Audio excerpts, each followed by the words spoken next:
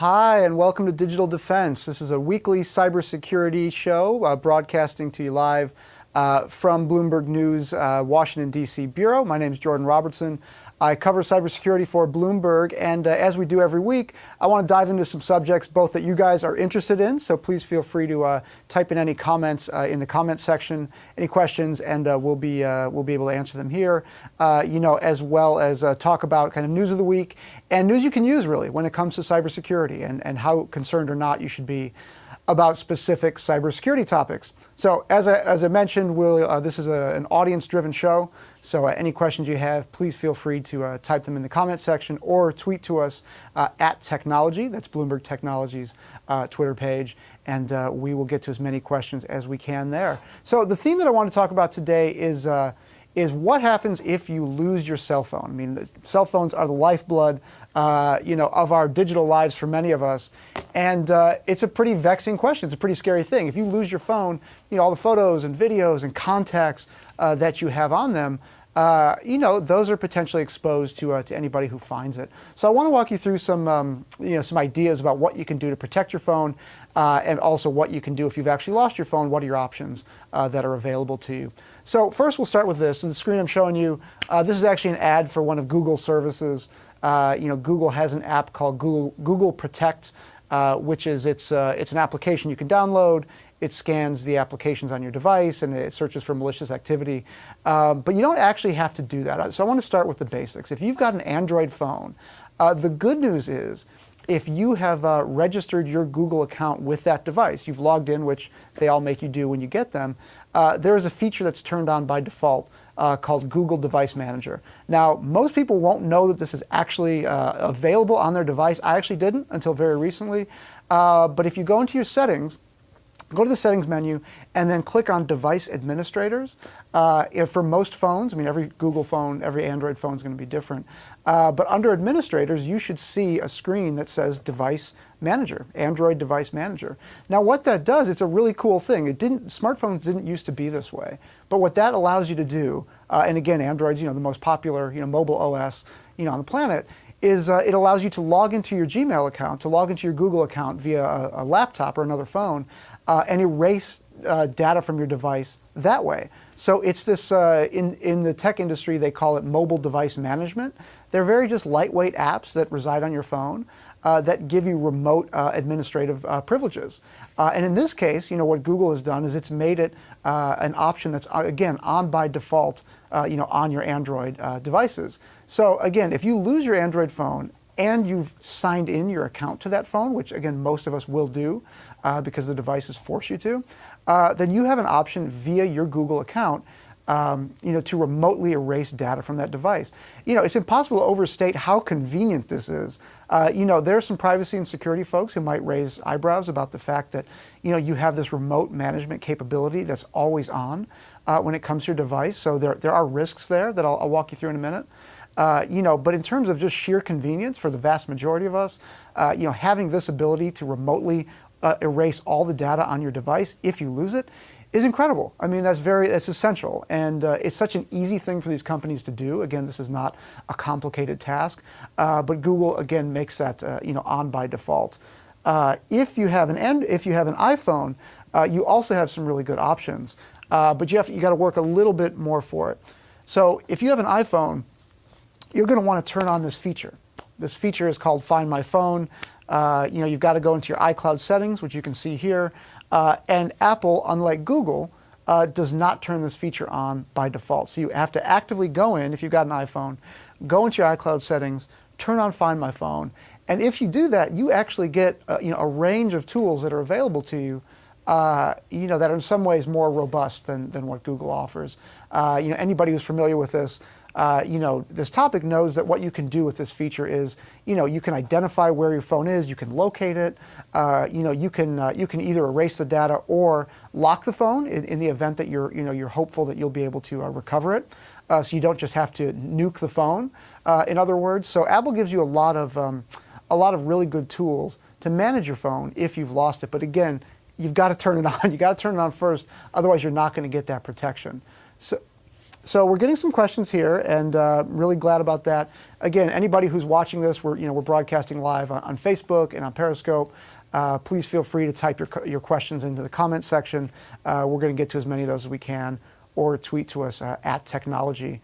And we'll try to get as many questions answered there. So the first question here is, my phone was stolen while traveling in a foreign country. What should I have done first? Okay, so this is what I think one of the big value adds of a show like this is lots of security experts will tell you what you should have done before you lost your phone, but that's not what I'm here to do.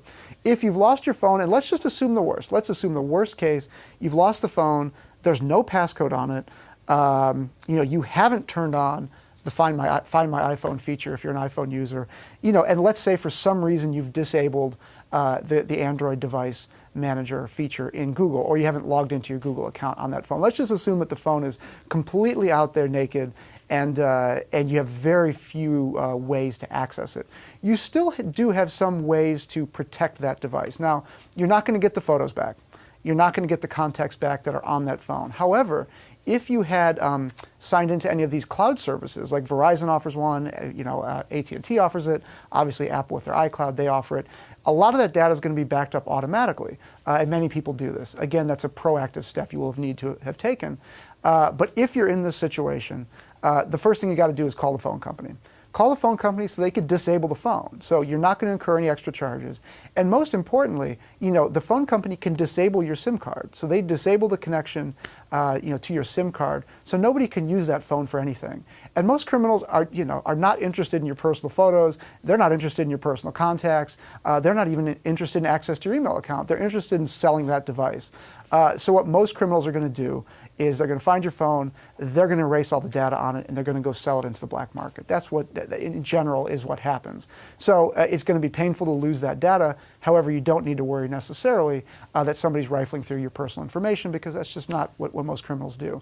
In terms of what you should have done first before this happened, I think is a really important question. So if you are concerned about what would happen if my phone is lost or stolen, the first thing you need to do is just put a passcode on it. That's kind of the most important thing, just to prevent anybody from accessing that data.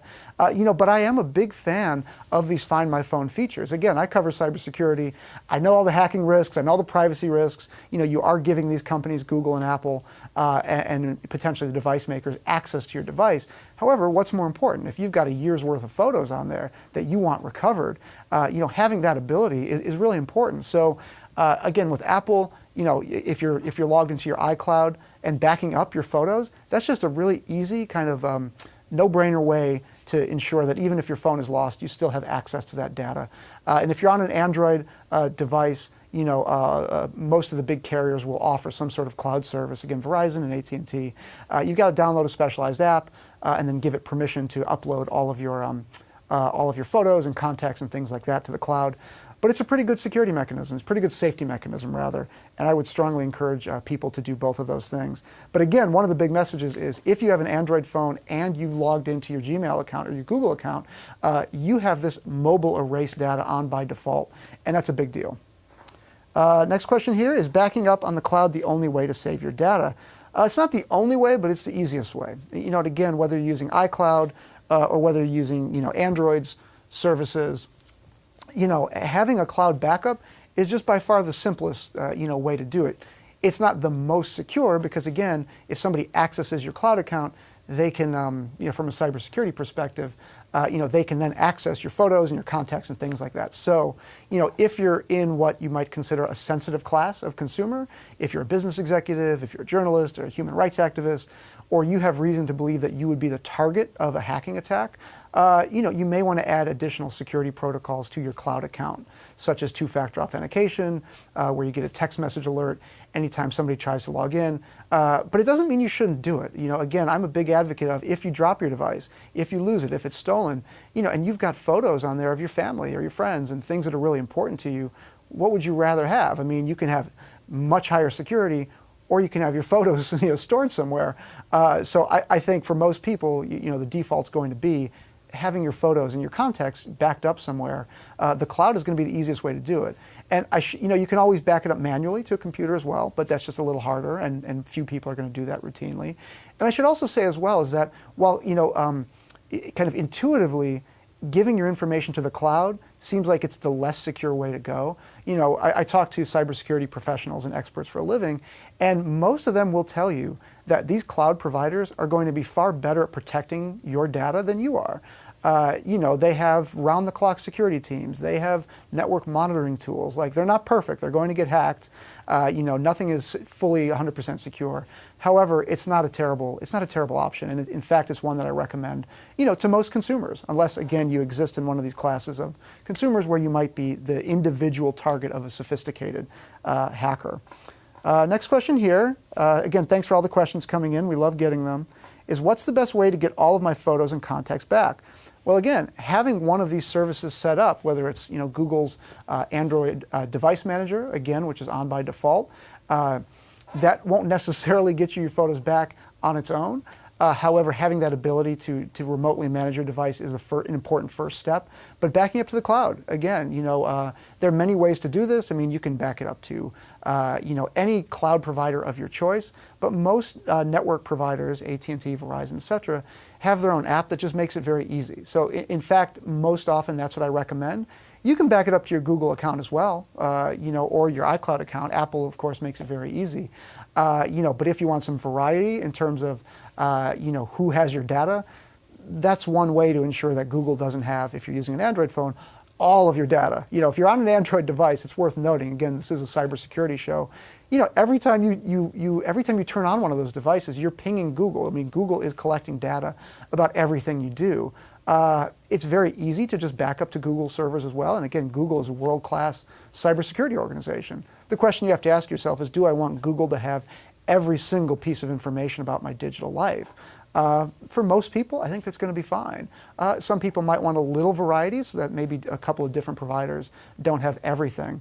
But again, if you're an iPhone user, chances are, and you're backing up to the cloud, you're going to be using iCloud, and that is entrusting one company with all of your kind of digital life. And again, on its own, I'm not going to be the type of person to say you shouldn't do that because it's very convenient. It's just a question you have to ask yourself about which provider do you want to have all your data. Next question here is, are there any other tracking apps besides Find My iPhone?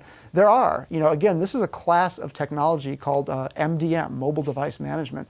You can find lots of different apps online for doing this. Actually, Lookout Security is a great example. Lookout Security is, a cutting-edge mobile security company. But a lot of people use their app for the Find My Phone feature, which again is baked into a lot of these phones these days.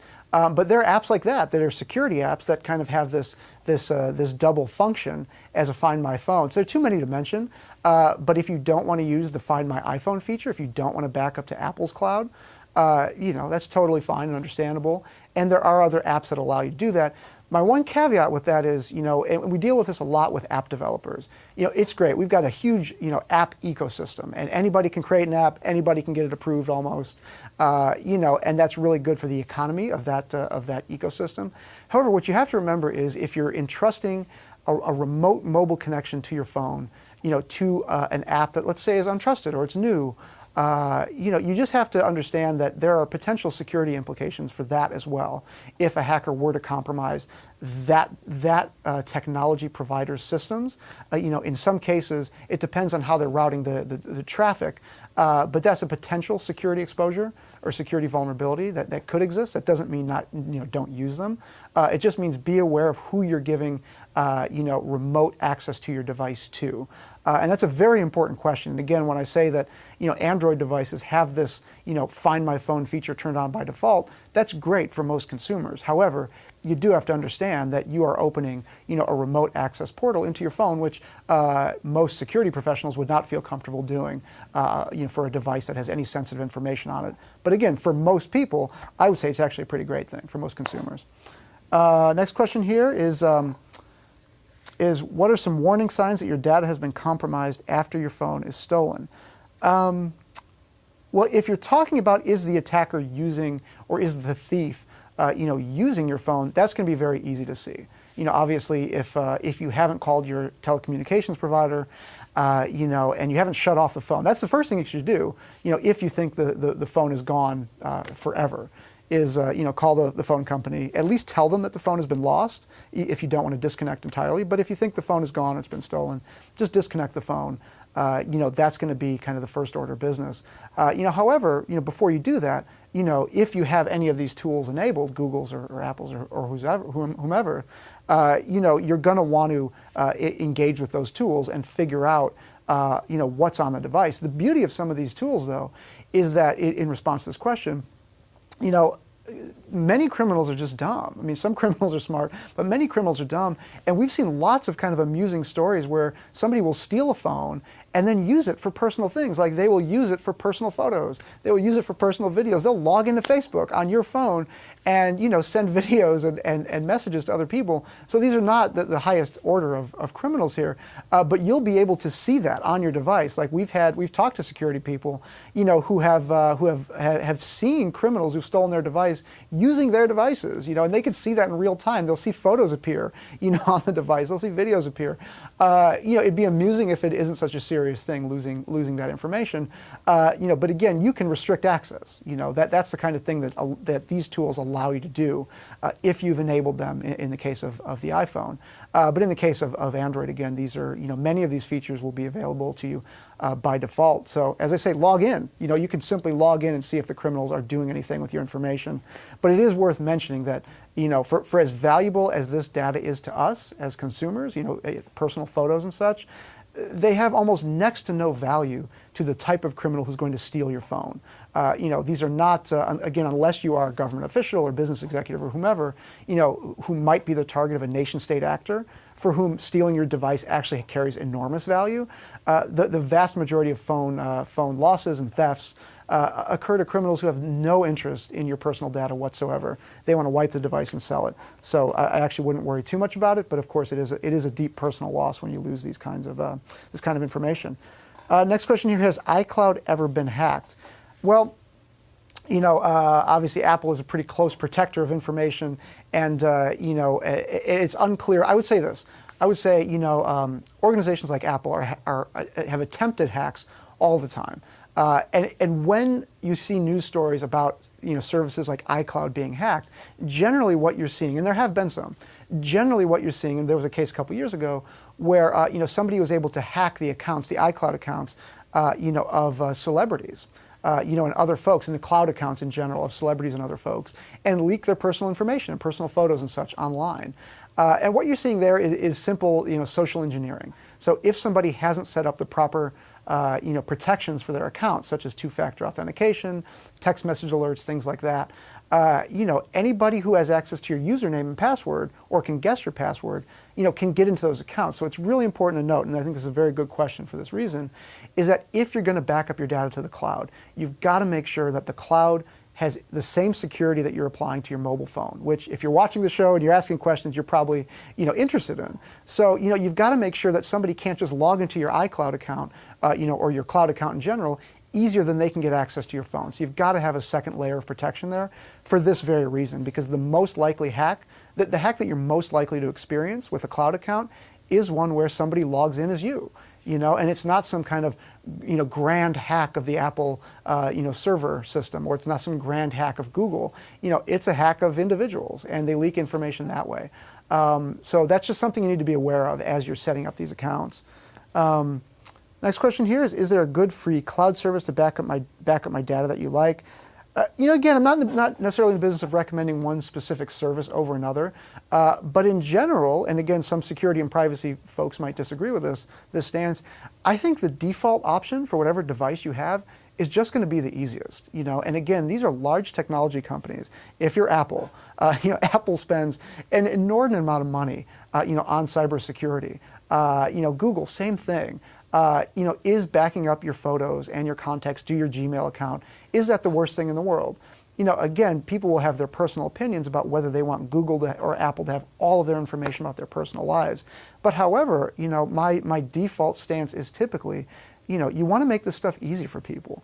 And, you don't want to give people so many instructions about security, that they can't follow, or that it's too cumbersome, or they just forget about it altogether. So I would say if you've got a phone and anybody who's watched the show before knows that I'm a broken record on this subject. You've got to set up two-factor authentication. You just have to do that so that if somebody finds your phone, they can't get in easily, or they try to hack your phone, they can't get in easily. And the same goes for your mobile accounts. That goes for cloud accounts as well. There is this privacy issue of which company is custodian of your data. Some people like to use, again, if you're a Google, if you've got an Android phone, maybe you don't have Google be your backup. Maybe you have Verizon or AT&T or whomever have their cloud service be your backup. It's a way of just splitting who has your information, and that's a perfectly viable and legitimate path as well. But in general, I think that these big companies spend a ton on security, and they are, target number one for nation-state hackers. So, don't think they don't have their work cut out for them, and don't think that they could never get hacked. But it's always a question of if they get hacked, what could the attackers actually get? And in general, the security around the really sensitive stuff tends to be pretty good, but there are always caveats. We saw Yahoo lost 1 billion users' accounts. Yahoo has 1 billion users. They lost everybody's accounts. So it's, no company is going to be immune from hacks, and cloud services are just as vulnerable. So with that, I want to wrap up. We got some great questions. We always appreciate it. Again, we do this show every week. We want it to be useful, for viewers. And as such, we want you to write us offline as well. Please feel free to tweet to us at Technology. That's the Bloomberg Technology page. Or I'm on Twitter at JordanR1000, Jordan, the letter R, 1000. And we'll get to as many questions as possible offline, or potentially in a future episode. And we just want to thank all of you for watching. We hope you got something out of it.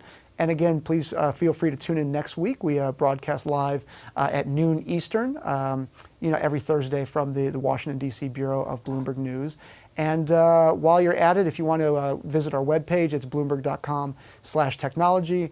We've got great technology coverage there, as well as a podcast called Decrypted, as well as a kind of a sister show with my colleague Mark Gurman called Gadgets with Gurman. And again, thank you for watching, and we'll see you next week.